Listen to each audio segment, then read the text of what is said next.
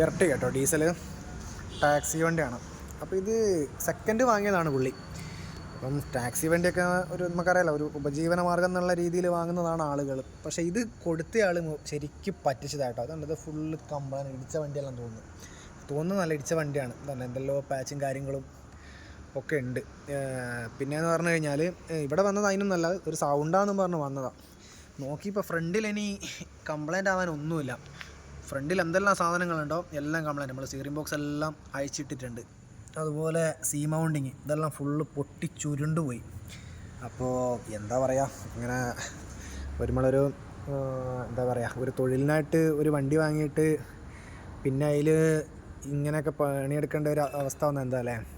അപ്പോൾ നമ്മൾ സെക്കൻഡ് വണ്ടികളൊക്കെ എടുക്കുമ്പോൾ എന്തായാലും കംപ്ലൈൻ്റ് ഒക്കെ ഉണ്ടാവും. നമ്മൾ എങ്ങനെയൊക്കെ നോക്കി എടുക്കണമെന്ന് പറഞ്ഞാൽ അതിന് എന്തെങ്കിലുമൊക്കെ ഉണ്ടാവും. പക്ഷെ എന്നാലും വലിയ എന്താ പറയുക, കംപ്ലൈൻ്റ് ഒന്നും ഇല്ലാത്ത രീതിയിലുള്ള വണ്ടികളൊക്കെ എടുത്താൽ നമുക്ക് കുറച്ചും കൂടെ കൊണ്ടു നടക്കാൻ പറ്റും. ഇതിപ്പോൾ എന്തായാലും പണിത് കഴിഞ്ഞ വണ്ടി ഓക്കെയാണ്. പക്ഷേ ഇതിപ്പം ആ എടുത്തതിനെക്കാട്ടിലും നല്ലൊരു എമൗണ്ട് ഇപ്പം വർക്ക്ഷോപ്പിൽ മുടക്കേണ്ടി വരും.